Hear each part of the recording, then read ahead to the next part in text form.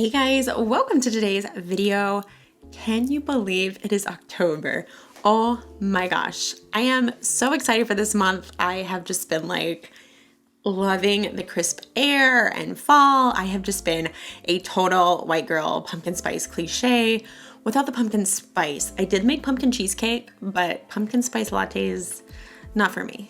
So in today's video, I'm gonna share with you guys my September favorites and fails. I didn't have enough like new faves really for September to show you guys because I was at a horse show for a few weeks. So I definitely was like just using like tried and true favorites and then some new things that really made it onto my list. So I decided let's share the things that faved me and that failed me.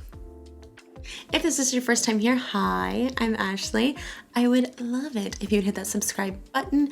It makes me happy. It makes you happy. It gives you a chance to enter my monthly giveaway. Woo. All right, let's kick it off with a fave. So the first fave I've just been loving, and it's an oldie, but it's new to me, is this Natasha Denona BIBA palette. I know, neutrals for fall, revolutionary, right? Not so much. But I have been loving this palette, you guys. I have it on my eyes today. Every shadow in here blends so beautifully. It is like the just epitome of the quality that we have all come to expect from Natasha Denona shadows. And I love that it's such a good mix of cools and warms. Like these are all not too cool, not too warm. I feel like they're like really good, kind of sticking towards the more neutral center of the spectrum, which I think that, yeah, something we could all use in our lives. I wanted this last year. I didn't end up picking it up. I did pick it up this year about a month ago. I have just been using this almost daily. I absolutely love these shades. There's so many different ways to use them. Again, like you see, you've got like some cooler tones here, some warmer, but they're all kind of more towards the middle. It's nothing too cool or too warm. So I feel like this is just such a versatile palette. I love the mattes. They blend so nicely, which is very important for me. It's so important to me that the blendability of mattes is why this next item is a fail. So one of my September fails is the Natasha Denona GLAM palette. Oh, wow, Natasha, you let me down. So I picked up the GLAM palette. I love that there's a cool color story going on.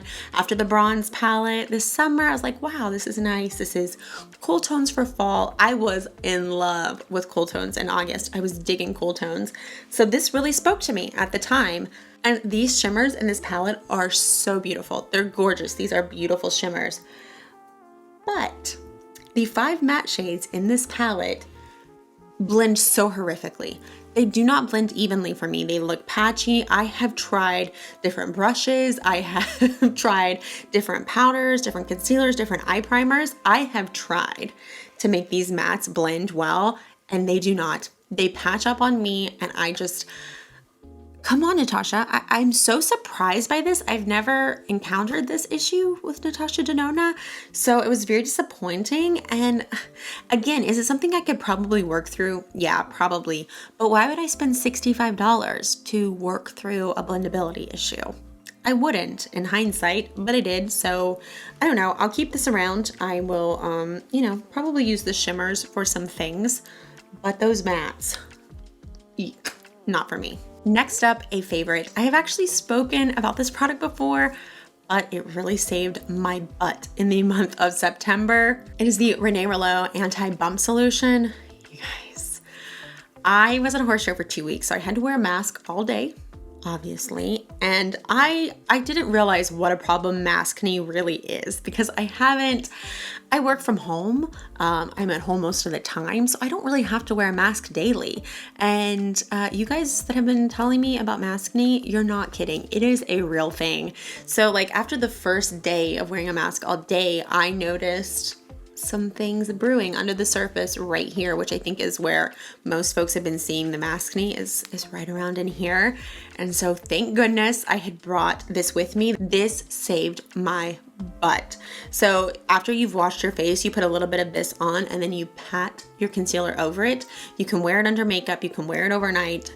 this saved me. Literally all the things that were like under the surface, none of them ever turned into actual bumps.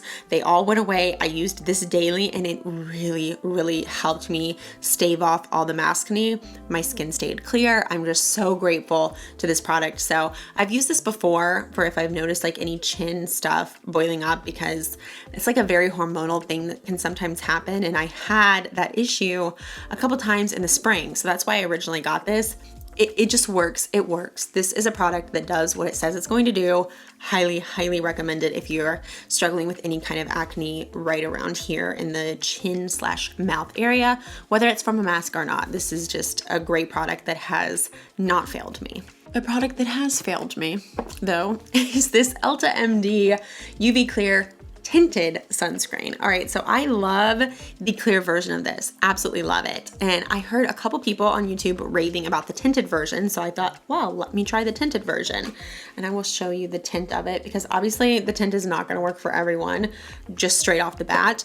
It didn't work for me, because what I found was that throughout the day, this would kind of like pile up at the hairline and kind of leave like a little bit of like a line. You know what I'm talking about?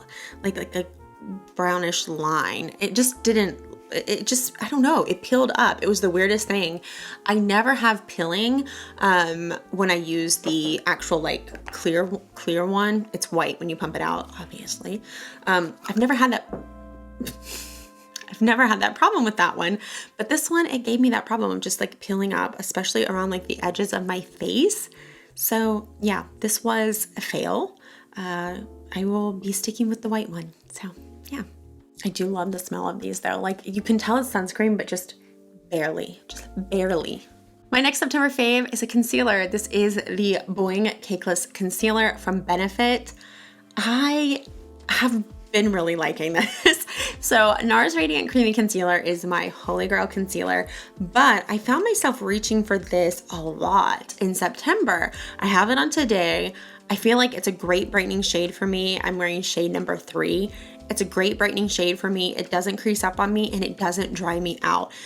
If a concealer, the main problem I have with concealers is either like a little bit of creasing right here, because I have like these little baby, you know, where my eyeball sticks out, you know, there's like a little line right there. I think everyone has those if you have eyeballs.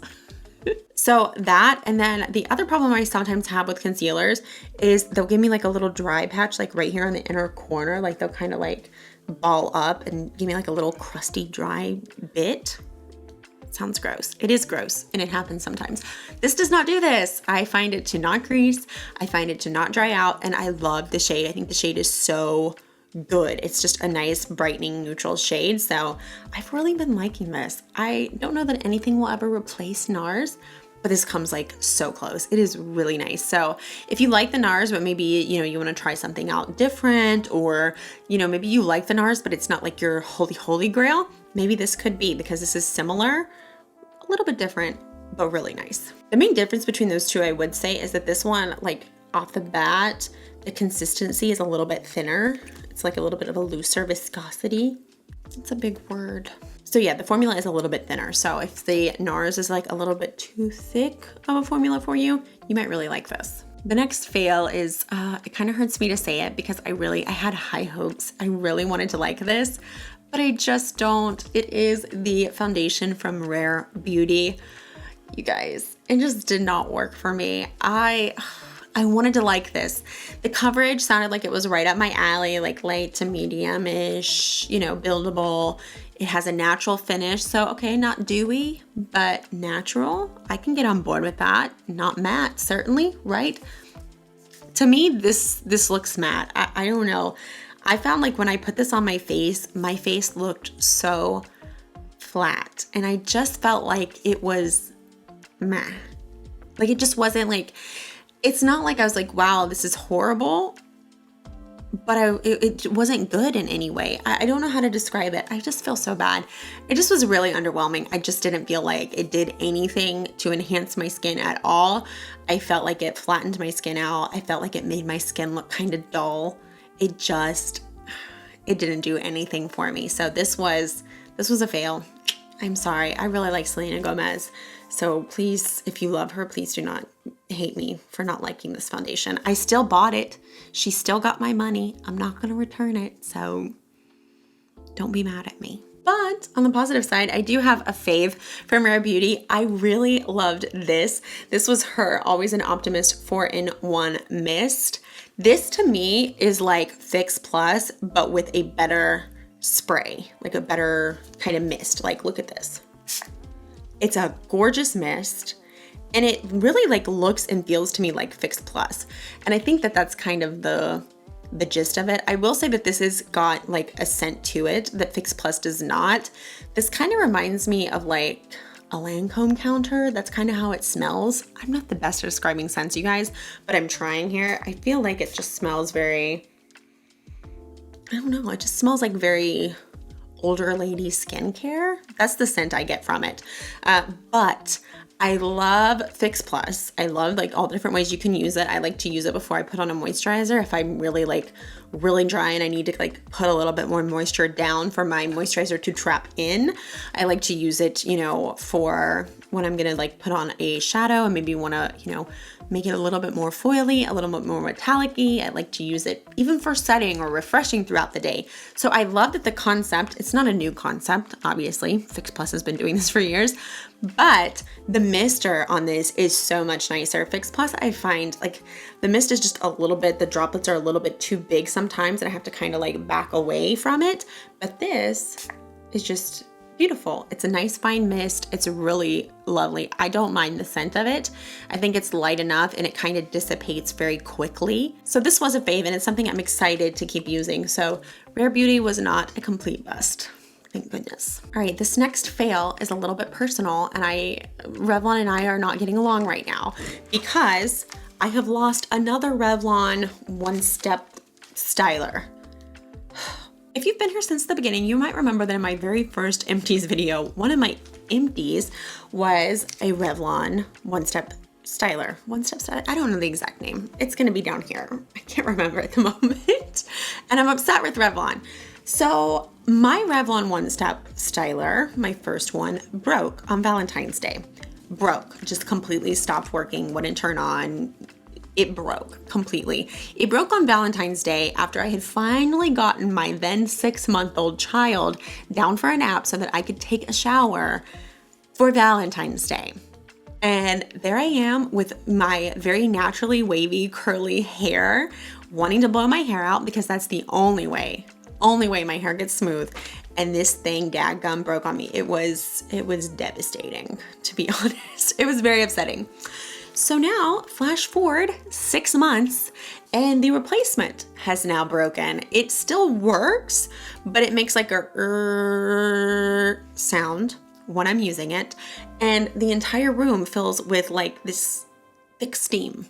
So yeah, not the most positive thing ever.